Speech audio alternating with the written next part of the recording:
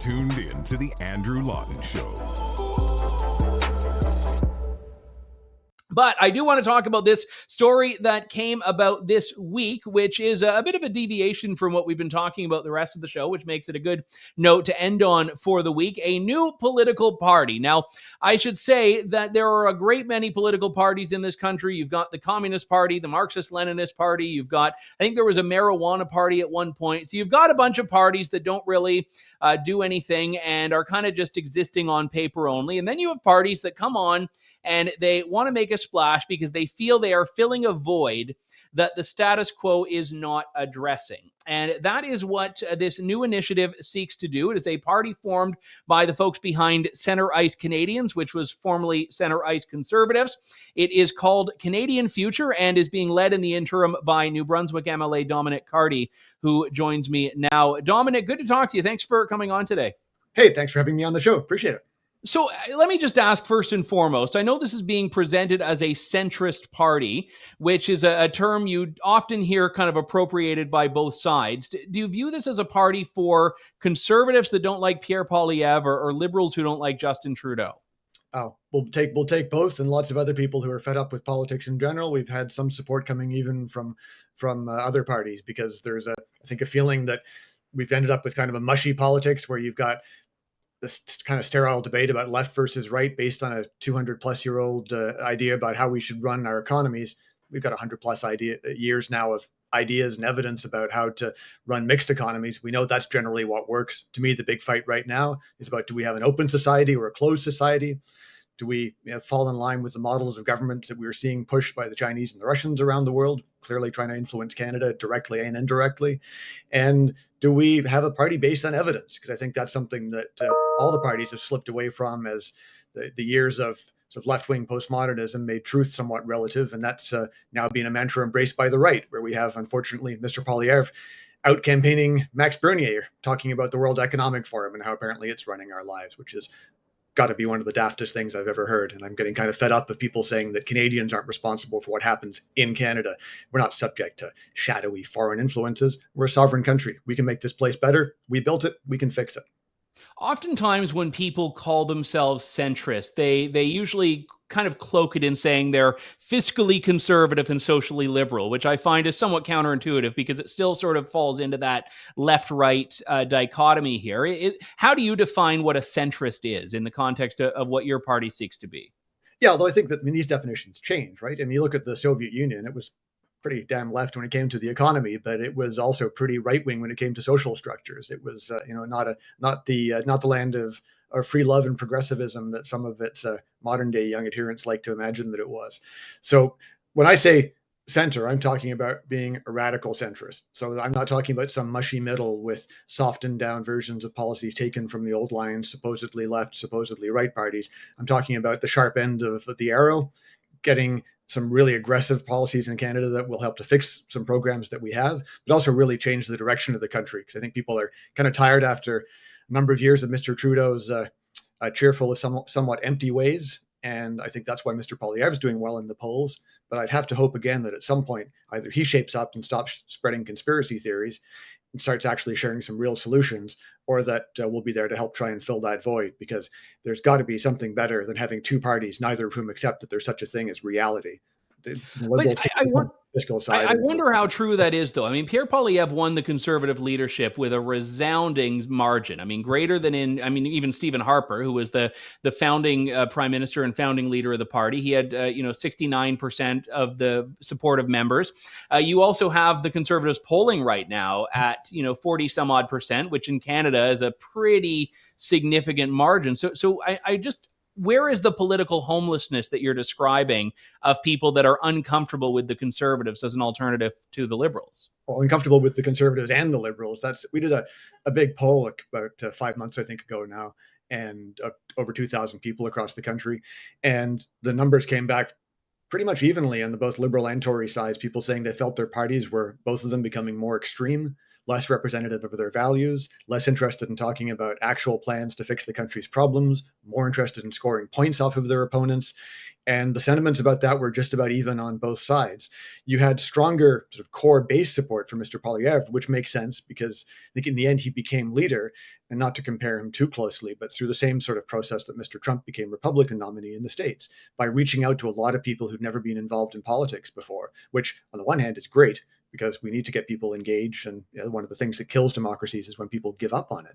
But at the same time, when you use social media and the algorithms that drive increasing divisiveness, conflict, and extremism, which is literally built into the algorithm because human beings like seeing fights and battles and arguments and people being grumpy with each other, that when you fall down that rabbit hole, it's hard to know when to stop. And I assume that's how we had a Mr. Poilievre starting off pretty calm and reasonable, a guy with years of parliamentary experience who I know a lot of his colleagues had great respect for him, and now is out there out loonying Max Bernier, talking about the World Economic Forum and vaccine conspiracies and other things like that. That I just don't. We're not going to be able to hold our. What vaccine conspiracies has Poilievre spoken about? What fact? Let's go through the list. He has actually officially said that regardless of the conditions, under no circumstances would Canada ever introduce the measures that we saw during the COVID pandemic. How is that a conspiracy theory, though? Let's see what. Look, you could disagree with it, but if he's saying he's against vaccine mandates, I don't see how that's a conspiracy theory. Let's imagine a world where Mr. Poilievre is prime minister and we have an outbreak of a disease with, let's say, 5 times the fatality rate of COVID, 10%. You honestly think he's not going to put a mandate in place? You honestly think that's an honest statement about what he intends to do if that situation comes up? Of course not. So lying to achieve political points is something that I personally really believe is at the heart of why we're seeing populist movements rise up around the Western world, because people are mad about elites lying to them. But if you try and replace those same disconnected elites, which the Liberal Party and Mr. Trudeau represent absolutely pitch perfectly, but if you try and replace them with just another set of adjustable facts that aren't necessarily grounded in reality, we're just contributing to the problem and just going to make things worse. And and he'll have a lot of supporters if he doesn't get in and follow through on some of the things he's campaigned on as opposition leader. And I think that any party that doesn't campaign in opposition the way it intends to govern is being fundamentally dishonest and contributing to degrading democracy.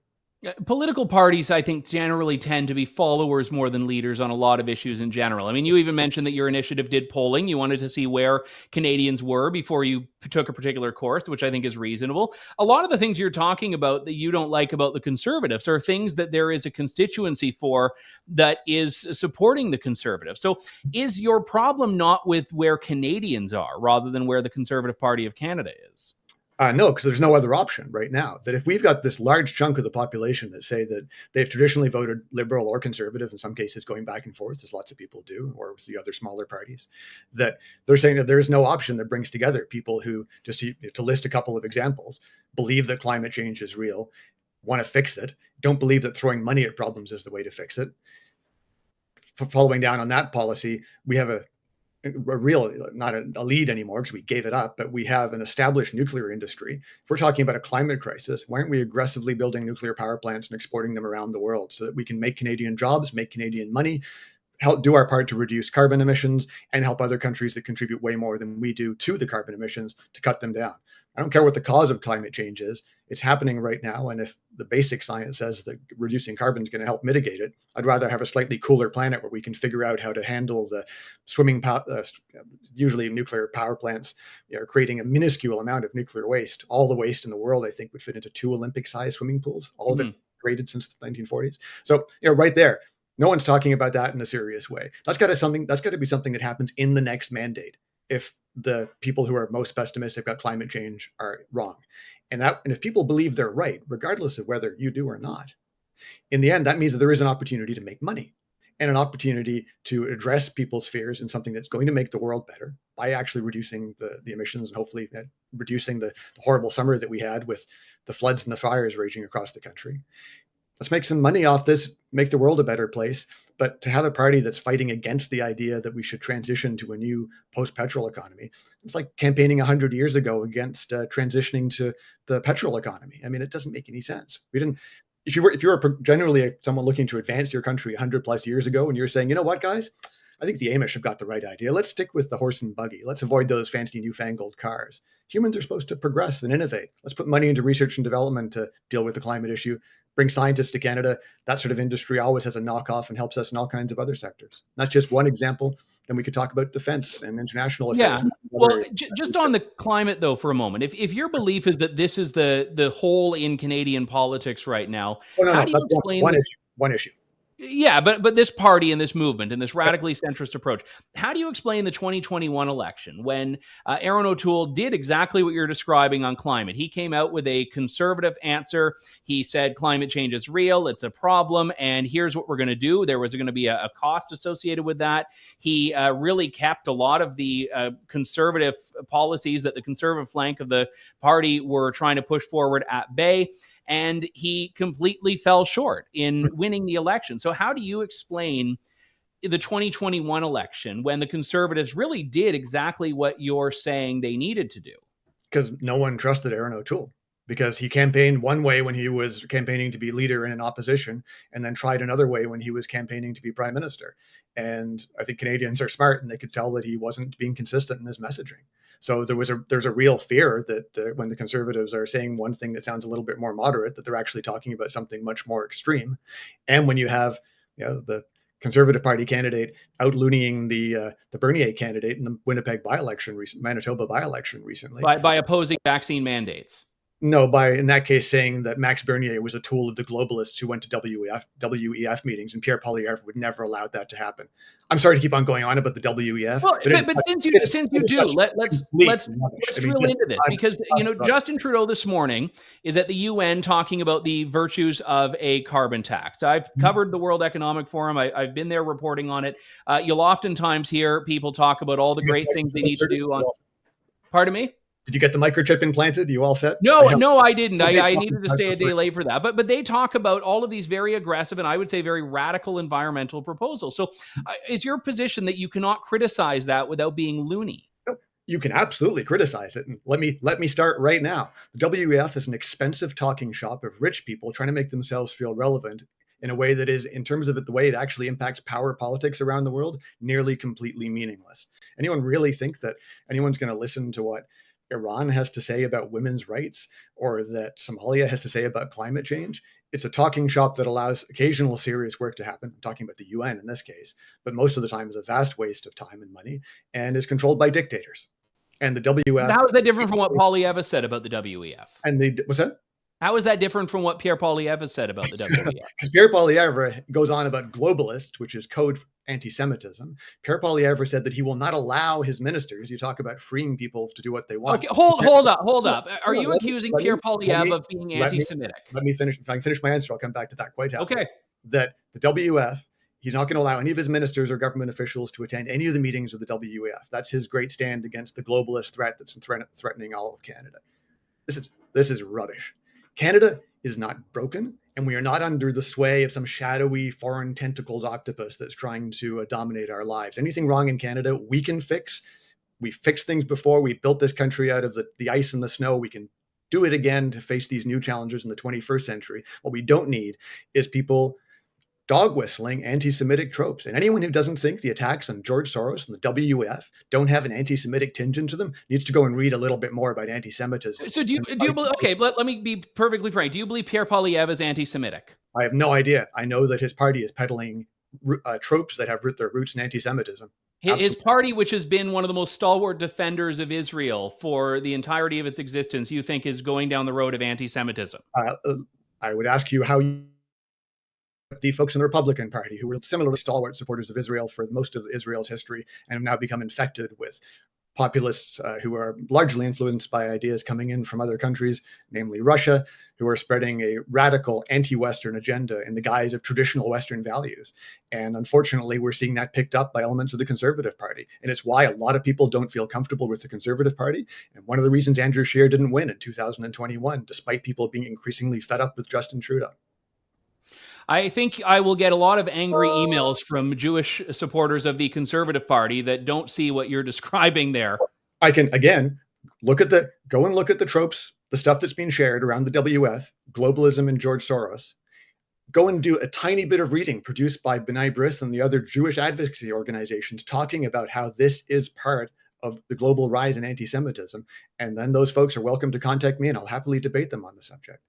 Just getting to the forward-looking part of your party here, as we're already over time, are you planning to field a full slate of candidates in the next election? Wait, we'll see. I mean, that's my job the next year, is to build up the party as the interim leader. I had some background doing that and work overseas. I've worked with dozens of different parties in different countries. If I can get the party up and running and we're able to be prepared with a full slate, that's awesome. Our goal is on quality more than anything else. We want to try and restore the idea that becoming a member of parliament is serious business, make sure that we offer candidates a lot of training on how the parliamentary system works.